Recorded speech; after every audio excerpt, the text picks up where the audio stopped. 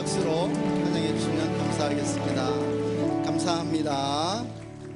우리 함께 말씀 보겠습니다. 말씀은 마태복음 16장 16절에서 19절까지의 말씀입니다. 마태복음 16장 16절에서 19절, 우리 다 함께 한 목소리로 함께 말씀 봉독하겠습니다. 시작. 시몬 베드로가 대답하여 가로되 주는 그리스도시요 살아계신 하나님의 아들이시니이다. 예수께서 대답하여 가라사대 바요나 시몬아 내가 복이 있도다. 이를 내게 알게 한 이는 혈육이 아니요 하늘에 계신 내 아버지시니라. 또 내가 내게 이르노니 너는 베드로라. 내가 이 반석 위에 내 교회를 세우리니 음부의 권세가 이기지 못하리라. 내가 천국 열쇠를 내게 주리니 내가 땅에서 무엇이든지 매면 하늘에서도 매일 것이요 내가 땅에서 무엇이든지 풀면 하늘에서도 풀리리라 하시고. 아멘. 예, 할렐루야. 반갑습니다. 주님의 이름으로 사랑하고 축복합니다. 방금 전 우리 다음 청년사역국장이신 우리 이광수 목사님 소개해 드렸는데요. 우리 이광수 목사님 통해서 우리 청년 공동체들 또 우리 청소년 부에 큰 부흥과 성장이 있기를 축복합니다. 저는 이번 달까지 사실 오늘까지 사역하고 이제 교회 사역을 사임하게 되었습니다. 이후에 저는 주님의 부르심을 따라 교회 개척을 할 계획입니다. 개척하는 교회의 이름을 우리가 주의 교회라고 지었습니다. 오늘 설교 제목이죠. 네, 제가 2013년 12월 말에 그 중앙교회 이렇게 부임해 와서 6년 동안 중앙교회 사역할 수 있었던 것에 대해서 정말 감사의 말씀을 먼저 드리고 싶습니다. 그것이 하나님의 전적인 은혜였고 또 저희 가정에 주신 큰 축복이었음을 고백합니다. 저를 6년 동안 품어주신 우리 중앙교회와 담임 목사님께 진심으로 감사드립니다. 담임 목사님 감사합니다. 예, 제가 한번 이렇게 큰 소리로 하고 싶었어요. 네.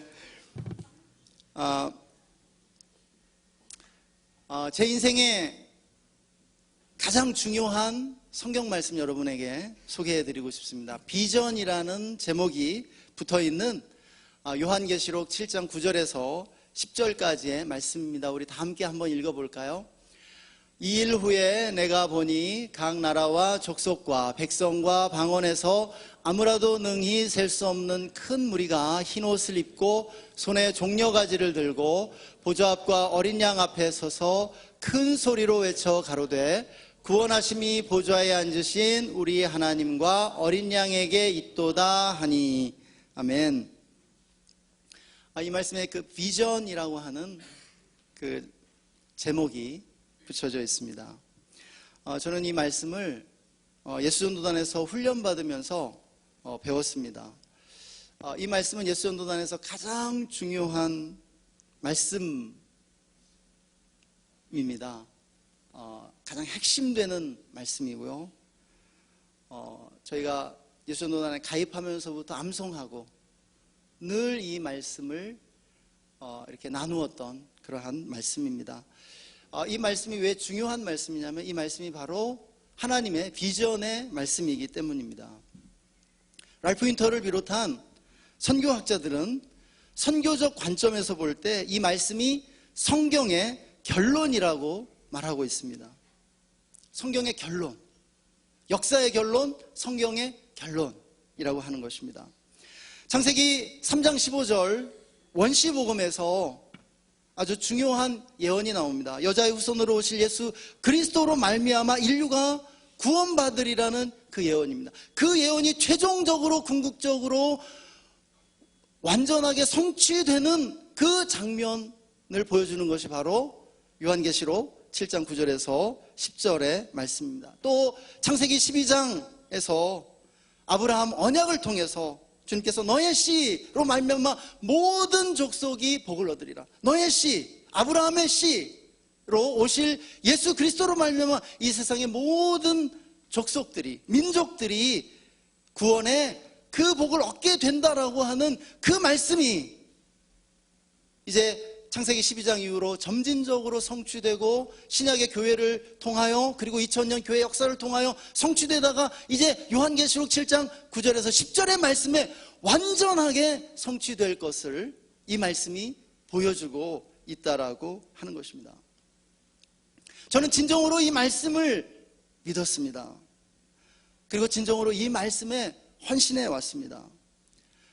사랑하는 여러분, 성경의 결론이라면 성경의 비전이요, 하나님의 비전이며 역사 전체를 향한 하나님의 마스터 플랜이라고 하는 것입니다. 역사 전체는 이제 이 요한계시록 7장 9절에서 10절의 말씀이 이루어지는 이 시점을 향해서 지금 진행돼 가고 있다라고 하는 것이죠. 따라서 계시록 7장 9절에서 10절의 말씀은 2000년 역사를 가진 교회 전체의 비전이며 모든 그리스도인들의 비전이라고 할 수 있습니다. 하나의 교회, 또 제가 속했던 예수전도단만의 그러한 비전일 수가 없어요. 한 단체가 독점할 수 없고요, 한 교회가 독점할 수 없는 너무너무나 어마어마한 비전이 그 하나님의 마음 안에 있습니다. 그리스도의 심장에 이 말씀이 있다라고 하는 것입니다. 이 말씀은 지금도 저의 마음을 불타오르게 합니다. 제가 오늘 마지막으로 설교하면서 여러분과 함께 부르고 싶은 찬양, 비전, 우리 보좌 앞에 이 말씀을 가지고 지은 찬양입니다. 이 말씀을 늘 불렀습니다. 날 불렀고 이 말씀 부를 때마다 저의 심장이 뛰었습니다. 저의 마음을 늘 불타오르게 하는 그러한 말씀, 또 찬양이라고 하겠습니다. 일반 대학을 졸업하고 전임사역에 헌신하면서 제가 고백했던 말은, 그때 저를 우리 대표 간사님이 면접을 받죠. 너의 비전은 뭐니? 라고 물었을 때 요한계시록 7장 9절에서 10절에 이 비전의 변방에서 이 비전의 한 퍼즐 조각을 맞추는 이 비전의 일부가 되고 싶습니다. 그것이 저의 비전입니다. 그렇게 고백했었습니다. 그리고 이 말씀의 비전에 헌신한 지 시간이 많이 흘렀습니다. 벌써 20년이 넘게 흘렀어요. 그러나 현실은 이 비전의 성취와는 많이 다르게 흘러온 것을 보게 됩니다. 저는 오늘날 한국 교회가 직면한 세 가지 문제를 아주 진지하게 고민하고 있습니다. 첫 번째 문제는 한국 교회에 가난한 교인들이 급격히 증가하고 있다는 문제입니다. 신앙을 가지고 있으면서도 교회에 안 나오는 교인들, 그들을 가난한 교인들이라고 부르죠. 그런데 이러한 가난한 교인들이 점점 급격하게 늘어나고 있습니다. 특히 젊은 층에 고학력 그리고 전문직 종사자들일수록 취업이나 결혼과 함께 교회를 떠나는 경우를 심심치 않게 볼 수 있습니다. 제가 중학교에 와서 또 교구를 섬기면서 신방을 다니면서 정말 너무 큰 충격을 받았어요. 집사님, 장로님, 권사님 기도 제목이 자녀들이 교회를 안 나온다라는 거예요. 예전에 교회 잘 나왔는데 학교 다닐 때, 그런데 이제 교회 안 나오는 사람들이 너무너무 많은 것들을 저는 보았습니다. 그것이 우리 연로하신 분들의 첫 번째 기도 제목인 것을 보게 되었습니다. 가난한 성도들에 대한 그러한 대안이 절실한 상황입니다. 두 번째 문제는 신앙과 삶이 분리되어 교회가 세상에 대한 영향력을 잃고 있다는 문제입니다. 교회는 처음부터 세상의 빛과 소금이 되라는 부르심을 받았습니다. 우리 그리스도인들이 교회의 빛과 소금이 되도록 부르심 받은 것이 아니라 우리가 교회로서 이 세상 가운데 빛과 소금의 그러한 사명을 다하도록 부르심을 받았다라는 말씀입니다. 우리들이 세상 구석구석을 변화시키는 변혁의 촉매가 되라는 것, 그것이 주님의 우리를 향한 뜻입니다. 그러나 오늘날 우리들의 교회는 세상을 변화시키는데 무관심할 뿐더러 세상과 아무 관계없는 이질적인 그러한 기관이 되어가고 있습니다. 예수님 믿지 않는 이들이 교회 안으로 들어와서 교회에서 드리는 예배에 참석할 때 그들이 몇 %나 이해할 수 있을까요? 외국에 와 있는 그러한 느낌을 받지 않을까요? 성도들이 교회 생활과 세상에서의 일상생활이 전혀 다릅니다. 그런데 그것을 당연하게 여기죠. 문제의식을 느끼긴 해요. 그리고 고민도 합니다. 교회에서는 너무너무 좋은데 왜 세상에 가면 이렇게 위축되고 왜 이렇게 힘이 없고 무기력해지는지 고민하지만, 그러나 또 그것을 또 당연하게 여기는 점점 그렇게 여기게 되죠. 그래서 세상을 변화시키기보다 세상에 영향을 받아 점점 세속화되어 가고 있는 것이 오늘 우리들의 자화상이라고 생각이 됩니다. 세 번째 문제는 한국 사회가 선교지보다 더 복음의 불모지가 되어가고 있는 현실입니다. 이제 어느 때보다도 우리 사회 가운데 복음을 전하기가 더 어렵게 되었습니다. 선교 초창기에는요, 사람들이 복음을 들어보지 못했습니다. 복음에 대해서 알지 못했습니다. 기독교에 대해서 알지 못했습니다. 그럼에도 불구하고 기독교에 대한 좋은 이미지와 호감이 있었습니다. 기독교가 좋은 일을 한다라고 믿었어요. 그들이 그렇게 또한 이해했습니다. 그러나 오늘날 복음의 내용을 모르는 사람들이 한국 사회에 거의 없습니다. 기독교가 무엇을 말하는지 거의 알고 있지만, 그러나 복음에 대해 훨씬 더 무관심하고 적대적인 그러한 사회가, 반기독교적인 사회가 되어가고 있는 것을 우리는 보게 되는 것입니다. 그러나 한국교회가 이 모든 문제들을 극복하고 새로운 부흥기를 맞이해야 한다고 믿습니다. 여러분 믿으십니까? 아멘. 에스겔 37장의 말씀을 묵상했습니다. 이번 달에 저도 그 말씀을 묵상했습니다. 마른 뼈 골짜기의 환상을 에스겔이 우리에게 들려줍니다. 마른 뼈 골짜기에 성령의 바람이 불어 마른 뼈들이 살아나고 하나님의 큰 군대로 일어서는 그러한 환상. 여러분, 하나님께서 우리 시대에도 바로 그러한 일들을 이루셔야 한다라고 믿습니다. 그렇다면 어떻게 우리 시대에 이러한 영적인 침체를 극복할 수 있을까요? 첫째로 저는 성경적 교회론을 회복하는 것으로부터 시작해야 한다고 믿습니다. 여러분, 교회란 무엇입니까? 여러분, 성경적 교회론으로 돌아가야 합니다. 여러분, 교회란 무엇입니까? 제가 사실 설교할 때마다 교회에 대해서 많이 나누었었죠. 오늘 우리가 함께 읽은 이 말씀 가운데 주님은 너는 베드로라, 내가 이 반석 위에 나의 교회를 세우겠다. 그리고 음부의 권세가 이기지 못할 것이다 라고 말씀해 주고 계십니다. 여러분, 주님께서 교회를 세우시겠다라고 한 그 초석은 베드로가 고백한 신앙의 고백이죠. 베드로가 고백한 이 신앙의 고백의 초석 위에 바로 주님의 교회를 세우겠다라고 말씀하십니다. 주님이 말씀하시는 교회는 여러분 죽은 건물이 아닙니다. 살아계신 예수 그리스도의 몸입니다.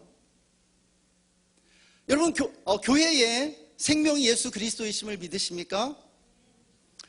마태복음 18장 20절 말씀이 정말 우리가 교회를 이해하는데 굉장히 중요한 말씀입니다. 두세 사람이 내 이름으로 모인 곳에는 나도 그들 중에 있느니라 말씀하셨습니다.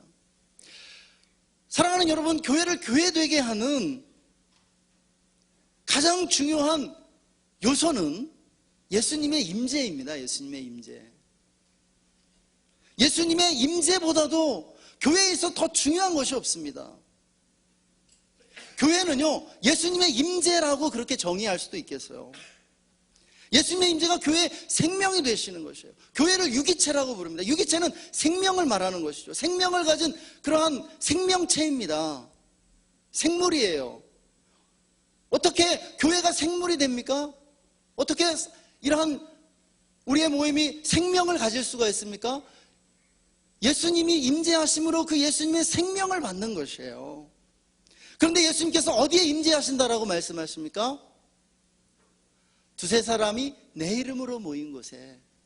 오늘 본문의 말씀을 가지고 말씀하면 주는 그리스도시요 살아계신 하나님의 아들이십니다라고 사람들이 고백하는 그 모임에, 그 장소에 주님이 임재하시고 바로 그들의 모임이 예수님의 생명을 받은 교회가 된다라고 말씀해 주시는 것이에요. 여러분, 교회의 기본 단위가 무엇인지 아십니까? 교회의 기본 단위가 뭐예요? 두세 사람이에요. 여러분, 우리가 교회를 한다라고 할 때 많은 사람이 필요한 것이 아닙니다. 두세 사람만 있으면 돼요. 제가 개척할 교회는 이미 개척이 됐습니다, 여러분. 세 사람이 됐거든요. 네, 아내와 딸이 있습니다. 우리는 이미 교회로 세워졌습니다. 이미 교회예요. 교회는 건물이 아니라 믿는 사람들의 교제권, 믿는 사람들의 모임이라고 저는 기회가 있을 때마다 여러분에게 말씀드렸습니다. 여러분, 주님은요, 건물이 아니라 어떤 특정한 장소가 아니라 믿는 사람들의 모임 가운데 임재하시는 줄 믿습니다. 사마리아 여인이 어디서 예배를 드려야 됩니까? 집요하게 질문하죠. 예루살렘에 가야 됩니까? 사마리아의 그리심산에서 예배를 드려야 합니까? 근데 주님은 장소에 관심이 없었습니다. 오히려 지금은 예배할 때이다. 그리고 하나님은 예배할 자들을 찾고 예배하는 자들을, 신령과 진정으로 예배하는 자들을 찾고 계신다라고 말씀하셨습니다. 장소가 중요한 것이 아닙니다. 건물이 중요한 것이 아닙니다. 기독교회는 설립된 이후로 초기 300년 동안 건물을 가져본 적이 없는 것이에요. 그러나 오늘날 교회 개념은 건물에 빼앗긴 것처럼 보입니다. 사람들은 교회라고 하면 일단 건물을 떠올리죠. 제가 교회를 개척한다고 하니까 제일 많이 받게 되는 질문이 장소가 어디입니까? 건물은 정해졌습니까? 라는 그러한 질문입니다. 건물 없이 집에서부터 예배를 시작할 것입니다. 장소가 필요하면 주일날 비는 공간을 빌리면 되죠. 이렇게 제가 말씀을 드립니다. 그러면 이제 걱정을 태산같이 하는 것이죠. 건물이 없으면 사람이 안 올 텐데 걱정을 하십니다. 여러분, 교회 개척과 유지에 있어서 이만큼 건물이 중요해졌습니다. 그러나 여러분, 성경에서 교회에 대해 말할 때 교회의 본질에 건물은 포함되어 있지 않습니다. 여러분, 성경에서 교회의 표지, 교회의 주요 요소를 말할 때 기도와 말씀, 내년도 중앙교회 약속의 말씀이잖아요. 기도와 말씀, 그리고 교제가 있는 것입니다. 그리고 하나 더 붙이면 성례전이 있어요. 침례와 성찬이죠. 그 외에는 성경이 말하고 있는 것이 없습니다. 그런데 이제는 건물이 이 모든 것을 능가할 만큼 중요한 요소가 됐어요. 핵심 요소가 됐어요. 필수 요소가 됐어요. 그래서 건물이 없으면 교회가 아니라고 생각하는 지경에 이르게 되었다라고 하는 것입니다. 그 결과 건물의 가치가 교회의 가치를 평가하는 것을 둔갑해버렸습니다. 얼마나 황당한 일인지 몰라요, 여러분. 우리가 성경을 안다면은요, 너무너무 황당해. 주님께서 아연 실색해 하실 일입니다. 분명히 말씀드리지만 건물은 생명을 낳을 수 없습니다. 건물에는 생명이 없어요. 우리들에게 임재하시는 예수님께 생명이 있는 것입니다. 우리들의 모임 가운데 주님이 생명을 주시는 것이에요. 건물이 교회 개척에 있어서, 교회 유지에 있어서 차지하는 비중이 커지면 커질수록 어떻게 됩니까? 교회 개척이 어려워집니다. 개척교회들이 건물을 유지하고 견물을 유지하다가 대부분 끝나요. 교회 개척이 성공률이 2%입니다. 대형 교회에서 빵빵하게 지원해줘야 겨우 성공할까 말까, 자리 잡을까 말까. 대부분 왜 그래요? 건물이 중요하니까 건물부터 구하는 것이에요. 대부분의 에너지를 쏟다가 다 지쳐서 나가 떨어집니다.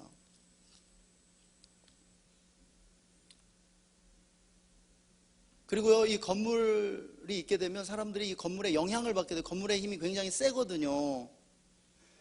그래서 사람들이 건물 교회에 안주하고 교회에 오는 것으로 신앙생활 했다고 그렇게 자위하고, 실제로 진정으로 예배가 필요한 삶의 자리에서 드리는 그 예배에 소홀하게 된다는 것입니다. 일단 건물 교회에 오는 것을 신앙생활의 전부로 생각하면, 여러분, 신앙생활과 일상의 삶이 이원화되어 분리되는 것을 피할 수 없습니다.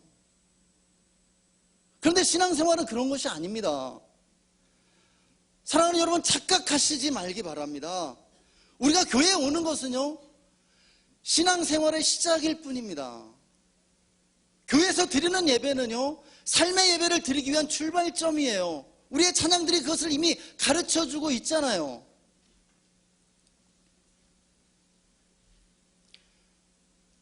교회는 건물이 아니라 동일한 신앙을 고백하는 사람들의 모임입니다. 그렇다면요, 여러분들은 이미 수많은 교회에 지금 소속이 되어 있어요. 여러분의 그러한 목장들의, 그리고 위원회들의,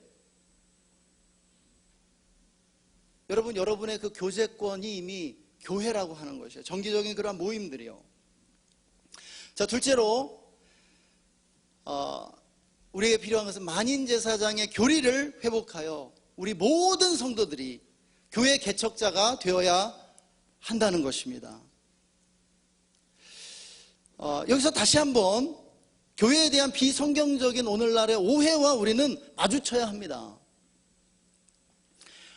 오늘날 가장 일반적인 오해가 무엇입니까? 교회는 사역자가 있어야만 교회가 된다는 그러한 오해가 있습니다. 여러분, 과연 그럴까요? 아니에요. 성경을 보세요. 두세 사람이 내 이름으로 모인 곳에는 나도 그들 중에 있느니라. 여기 사역자가 있어야 된다는 말이 없습니다. 교회의 기본 단위는 두세 사람이고요. 그리고 주님께서는 또 베드로전서 2장 9절을 통해서 우리들 모두가 왕같은 제사장들이라고 가르쳐 주셨습니다. 오직 너희는 택하신 족속이요 왕같은 제사장들이요 거룩한 나라요 그의 소유된 백성이니 이는 너희를 어두운 데서 불러내어 그의 기이한 빛에 들어가게 하신 자의 아름다운 덕을 선전하게 하려 하심이라. 사랑하는 여러분, 실제로 교회는 믿는 우리가 존재하는 모든 곳에 존재하고 있고 존재해야만 하는 것입니다. 그런데 믿는 이들이 존재하는 모든 곳에 그 교회가 있으려면 여러분, 사역자들이 거기에 갈 수가 없습니다. 그리고 그렇게 할 필요도 없어요. 이미 우리 모두가 만인 제사장이기 때문입니다. 여러분이 이미 교회예요. 그 여러분의 가정과 여러분의 직장 가운데 여러분이 교회를 개척하면 돼요. 어떻게 하느냐? 두세 사람이 모여서 커피 마시면서 주님에 대해 얘기하는 거예요. 요즘 어떻게 지내니? 너의 기도 제목은 뭐니? 그리고 너 성경 묵상 어떻게 하고 있어? 여러분, 이걸 정기적으로 가지면 비정기적일지라도 그게 교회가 되는 거예요. 그리고 그렇게 해야 하는 것입니다. 교회의 개념을, 패러다임을 바꿔야 돼요. 그냥 사역자가 개척해야만 한다, 건물이 있어야만 한다, 이런 오해들로부터 탈피해서 이제 우리 모두가 우리의 삶의 자리에서 작은 소그룹 교회들을 개척해야 합니다. 그래서 우리의 신앙과 삶이 하나가 되어야 해요. 그리고 이 세상의 그 모든 영역들 속에 영향을 끼쳐야 되는 것입니다. 여러분, 이 세상 모든 구석구석에 교회를 뿌려야 돼요. 교회의 씨앗을요. 그리고 그 교회들이 생명력을 가지고 자라나야 한다는 것입니다. 교회를 건물이나 사역자가 있는 제도의 관점에서 우리는 지금까지 보고 있었어요. 아니에요. 성경을 보세요. 믿는 사람들이라는 개념으로 우리는 교회에 이 개념을 접근해 나가야 됩니다. 두세 사람이 기본이 되는 교회를 우리 모두가 개척한다는 그러한 개념으로 교회 개척을 바라봐야 돼요. 여러분, 그러면은요, 교회 개척은 어려운 게 아니에요. 제가 교회 개척을 한다고 하니까 성도님들이 한숨을 푹푹 쉬고 아주 불쌍한 듯이 어디 죽으러 가는 것처럼 그렇게 보세요. 아, 실패자가 된 듯이 그렇게 불쌍해 보이나요? 저 너무 행복해요. 교회를 개척하는 기쁨. 왜 그렇게 어렵게 만들었죠, 교회 개척을? 아니에요, 그렇게 할 필요 없어요. 여러분들이 하셔야 돼요. 그리고 교회에 모여서 신앙생활 아무리 잘하면 뭐예요? 주님이 그걸 원하신 게 아니잖아요. 이 세상을 바꿔내야 돼요. 여러분의 직장을 바꿔내야 되고요. 여러분의 가정이 바뀌어야만 하는 것이에요. 제가 예를 들어 보겠습니다. 우리 가운데 어떤 분들은 가난한 교인 가족으로 인해 마음 아파하고 있는 분들이 계십니다. 교회 안 나오는 가족들에 대해 걱정하시는 분들은 지금 어떻게 하고 있습니까? 걱정을 한가득 하시고 늘 기도 제목이세요. 그리고 무척 노력합니다. 어떤 노력을 합니까? 교회 안 나오는 가족, 교회 나오게 하려고 무진 노력하세요. 그리고 교회 안 나오는 사람이 교회 나오는 것을 구원이라고 생각하고, 그리고 그 사람이 교회 나오는 거라고 생각한다는 것이죠. 그런데 이 시대 그렇게 하면 안 돼요. 다 실패하고 있잖아요. 결과가 뻔히 나와 있는데 왜 똑같은 일을 시도합니까? 그건 바보나 하는 짓입니다. 이제 어떻게 해야 되냐면, 여러분이 가정에서 그 사람 붙잡고 정기적인 기도 모임, 예배를 드려보세요. 그럼 어떻게 됩니까? 가정의 교회를 개척하는 것이에요. 남성교회 어느 집사님이 아이가 사춘기가 되니까 하나님을 잘 안 믿고 또 교회 안 나오려 한다고 걱정을 하시더라고요. 제가 물어봤어요. 가정에서 정기적인 예배를 드리십니까? 안 드린대요. 여러분, 자녀들의 신앙을 교회에 맡겨놓고 있는 거예요. 그런데요, 여러분, 현실 교회의 모습이 어떤지 아세요? 저도 차세대 사역을 해서 너무 잘 알고 차세대 교사도 했습니다. 그런데 교사들이요, 아이들에게 분반 시간에 성경을 잘 가르칠 수 있을까요? 절대 못하거든요. 그게 현실이에요. 왜냐면 아이들이 방방 뛰거든요. 말을 안 들어요. 그 시간 때우기 급한 것입니다. 근데 아이들의 신앙을 교회에 맡긴다고요? 그건 도박이에요. 제발 그러지 마세요. 여러분, 신앙교육의 첫 번째는요, 가정입니다. 가정이 신앙교육 안 시키고 교회에 맡긴다? 그러니까 아이들이 크면은요, 교회 다 떠나는 거예요. 가정이 교회가 돼야 돼요. 가정을 교회로 개척하고 전환시켜야 되는 것입니다. 그 가난한 가족들을 데리고 예배를 드려보세요. 가정의 교회를 개척함으로써 두 가지 축복을 누리게 됩니다. 가난한 성도가 신앙생활을 조금이라도 하게 되고요. 점진적으로 주님께 돌아올 것입니다. 물론 교회까지 나오면 더 좋겠죠. 그런데 그들이 이미 제도권 교회를 버렸습니다. 그들이 교회를 떠난 데는 다 이유가 있어요. 교회 나오기 싫다는 거예요. 그들을 교회 나오게 데려오는 것 자체가 어마어마하게 힘이 듭니다. 힘든 일이에요. 거의 불가능에 가까워요. 근데 집에서 예배 드리는 거, 부모가 예배 드리자고 하는데 싫다고 할 자식이 있을 수도 있지만, 그래도 간절히 기도하고 정말 금식까지 하면서 하면 그래도 조금이라도 드려주겠죠. 말씀이라도 한번 들어보고 기도해주고.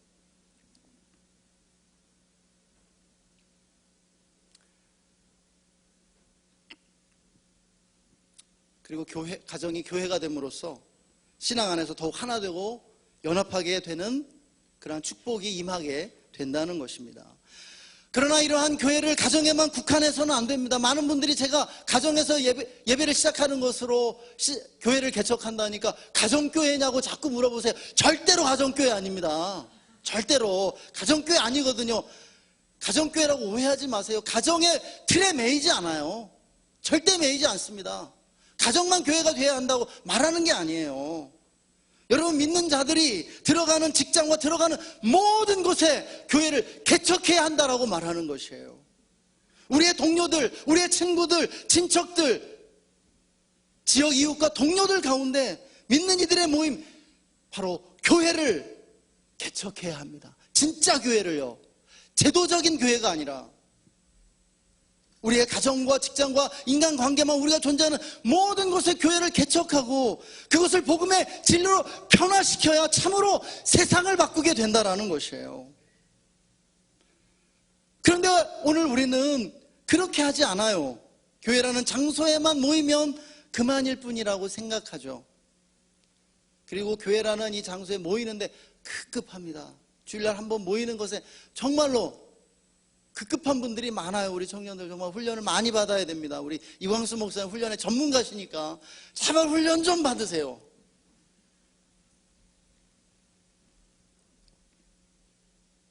같은 교회 다니는 사람끼리만 모이고 신앙의 교제를 나누고 교회 안에서만 신앙생활 하고 그것을 전부라고 생각하는 것이에요. 물론 그것도 매우 소중하고 의미 있는 일이죠. 그러나 그것만으로 이 세상을 바꿀 수 없다라는 것이에요. 교회의 쇠퇴 현상을 막을 수가 없다라는 것이에요. 여러분, 그것으로만 만족하면 우리 모든 그리스도인들이 모두 다 파편화되어 이 세상 속에서 아무 힘도 쓰지 못하는 것이에요. 여러분이 지금 다 경험하잖아요. 여러분이 들어가는 조직마다 악의 견고한 진을 만나고 그 안에서 그 속에서 좌절하죠. 무기력감을 느끼죠. 거기에 여러분을 지원해주고 여러분에게 힘을 줄 교회가 필요한 거예요. 여러분 모두가 그 일을 해야 하는 것입니다.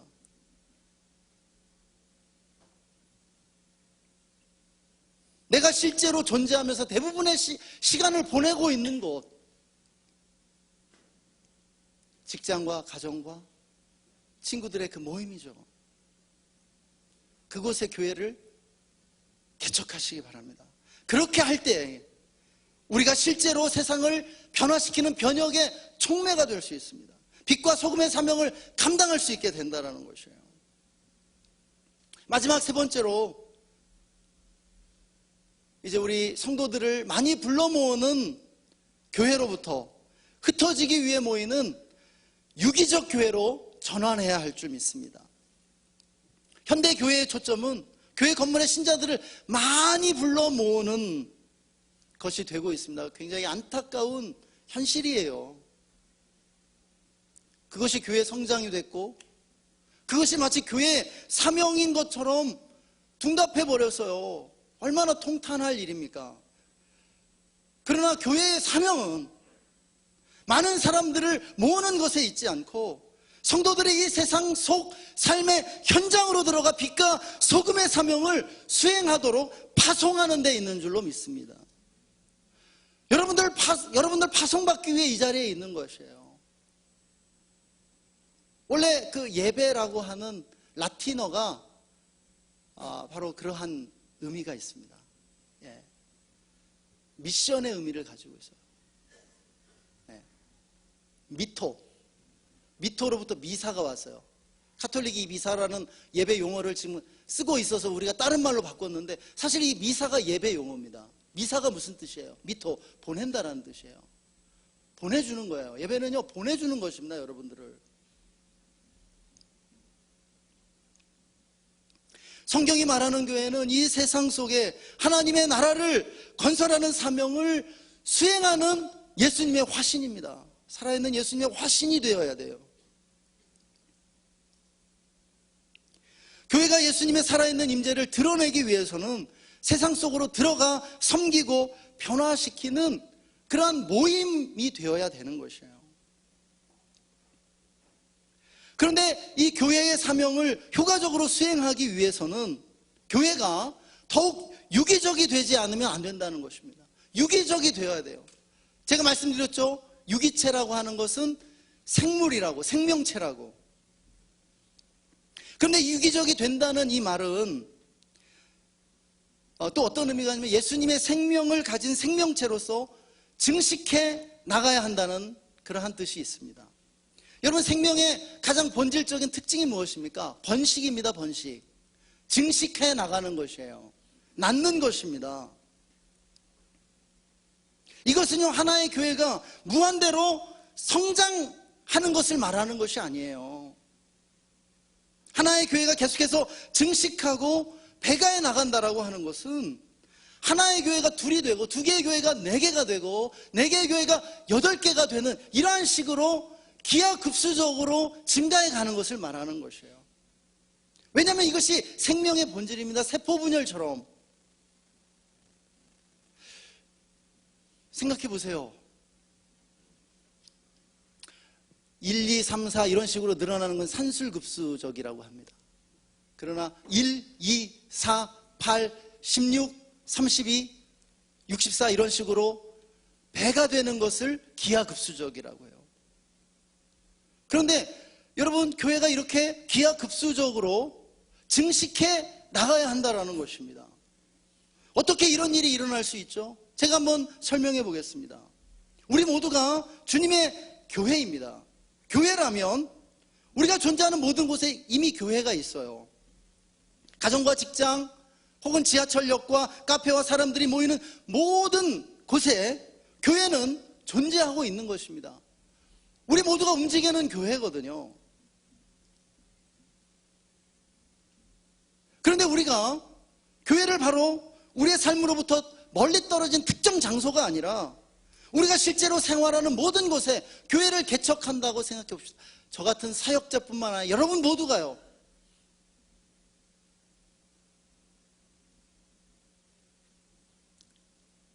건물교회가 아니라 그냥 모임을 개척하는 것이에요. 그게 교회거든요.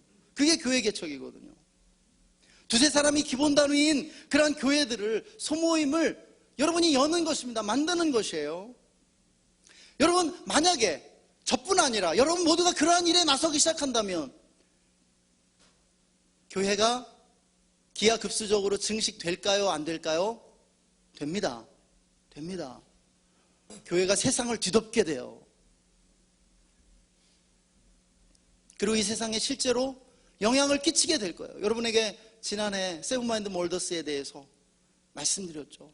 우리 나라를 이루는 7가지의 영역들, 정치와 경제와 가정과 교육과 매스미디어, 또 문화예술의 영역, 교육의 영역, 그 모든 영역들에 실제로 영향을 끼치게 되는 것이에요.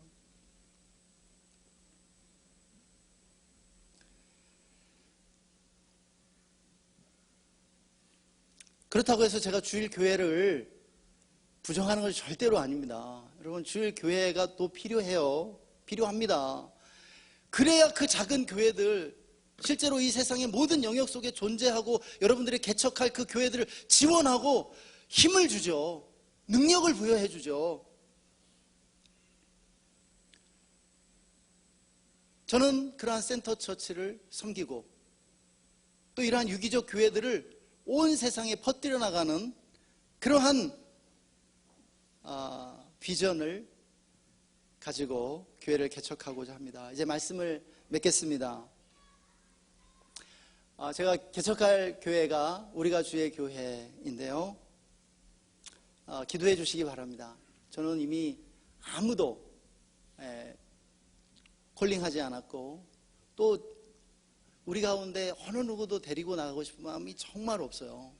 왜냐하면 중앙교회가 너무너무 좋은 교회거든요. 제가 너무 사랑하는 교회고 제가 받은 은혜가 큰 교회입니다. 기도만 해주십시오. 예. 우리가 주의 교회는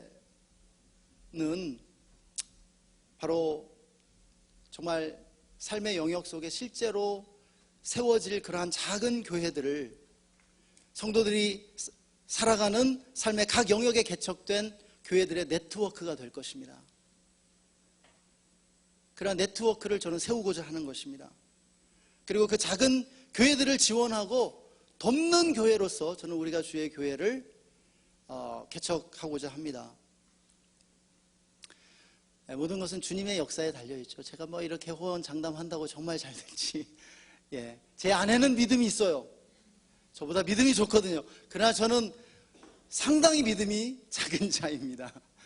저의 믿음을 위해서도 기도해 주시고 또 사랑하는 우리 가정을 위해서도 기도해 주시기를 바랍니다. 주님이 일하시는 만큼만 할 거예요. 주님이 열어주시는 만큼만 나아갈 것입니다. 저한테 부담감이 전혀 없어요. 이 교회가 잘 돼야 된다는 부담감이 전혀. 주님이 하셔야죠. 주님의 교회인데 저는 그냥 주님을 믿고 주는 그리스도시요 살아계신 하나님의 아들이십니다라고 선포하며 나아갈 뿐인 것입니다. 중앙교회 청년부와 주일 사부 예배에 하나님의 무한한 사랑과 은혜가 넘치길 축복합니다. 중앙교회 청년부 forever! 우리 함께 찬양하겠습니다.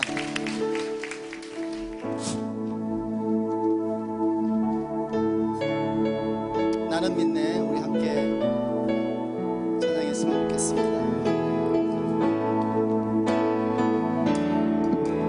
내게 허락하신 시련을 통해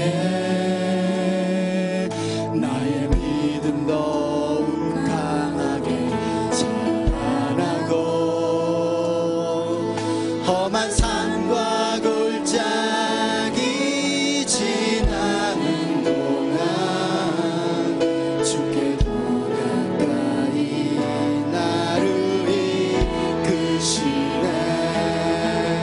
내가 겪는 시험이 어렵고 힘겨워도 내가 주님보다 크지 않네. 내 어깨가 갈라지지 않으면 주가 나로 바다 위 걷게 하리. 나는 믿네. 주의 능력으로 내 삶 새롭게 되리. 나는 믿네. 주의 능력으로 담대히 나가리라. 주와 함께 싸워 승리하리라. 날마다 믿음으로 난 살아가리. 내게 허락하신 시련을 통해 내게 허락하신 시련을 통해 나의 믿음도 강하게 자라나고 험한 산과 골짜기 지나는 동안 주께 더 가까이 나를 이끄시네.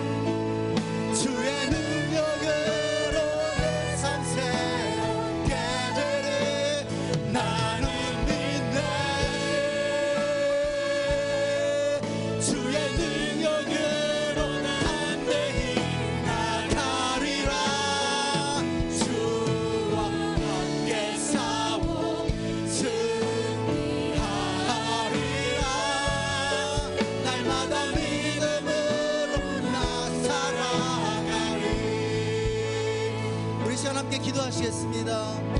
사랑하는 형제자매 여러분, 우리 성도, 우리 여러분, 비록 짧게 사역하고 가지만 정말 우리 중학교의 청년부를 향한 뜨거운 사랑이 제 안에 있습니다. 우리가 믿음으로 살게 해주십시오. 단지 교회에 모여서 일주일에 단 한 번의 예배를 드리는데 만족하지 않고 이 세상의 곳곳에, 내가 들어가는 모든 곳에 교회를 개척하고 빛과 소금의 사명을 수행하는 이 세상을 변화시키는 현역의 청매가 되게 하여 주시옵소서. 그러한 강력한 에스겔 37장의 마른 뼈 골짜기에서 마른 뼈들이 하나님의 강한 군대로 일어나는 것처럼 하나님의 강한 군대로 우리 청년부가 일어나게 하여 주시옵소서. 우리 함께 기도하며 나아가겠습니다. 우리 함께 기도하겠습니다. 예, 주님, 믿음으로 나아가게 하여 주옵소서. 믿음으로 담대히 나아가 주님과 함께 싸워 승리를 취하게 하여 주옵소서. 날마다 믿음으로 살아가는 우리들이 되기를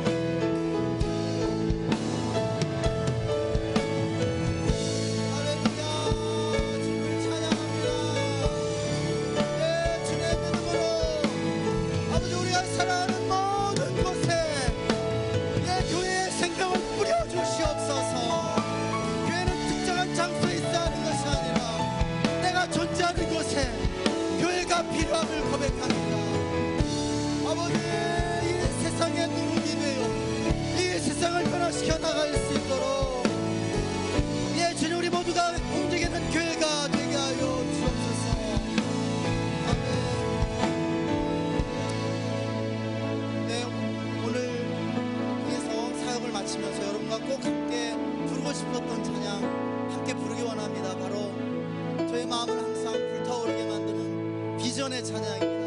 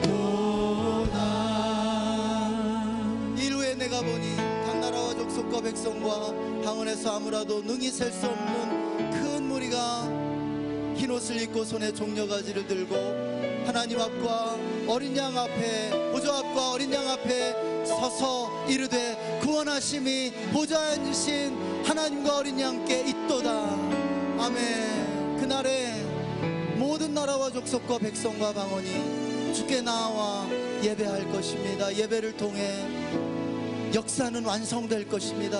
그 완성의 끝을 향해 우리들을 부르시고 교회로 전진하게 하시는 하나님, 중앙교회 청년부를 축복하시고 중앙교회 청년부를 하나님의 큰 군대로 일어나 이 세상 가운데 그리스도의 깃발을 휘날리며 행진하는 승리의 군대가 되게 해주시기를 원합니다. 감사합니다. 주님께 모든 영광을 올려드립니다. 지금은 우리를 구원해 주신 우리 구주 예수 그리스도의 은혜와 하나님 아버지의 영원하신 사랑하심과 지금 이곳에 계셔 우리들을 부르시고 온 세상을 향해 나아가도록 촉구하시는 성령님의 내주 충만 교통하심이 오늘 주일 사부 예배를 드리는 모든 형제 자매들, 우리 성도님들과 또 신임 하이틴 청년사역국장으로 또 수고하게 될 우리 이광수 목사님을 비롯한 모든 사역자들을 위해 지금으로부터 영원토록 함께 계시기를 간절히 축원하옵나이다. 아멘. 우리 주님께 영광의 박수를 올려드리겠습니다. 감사합니다.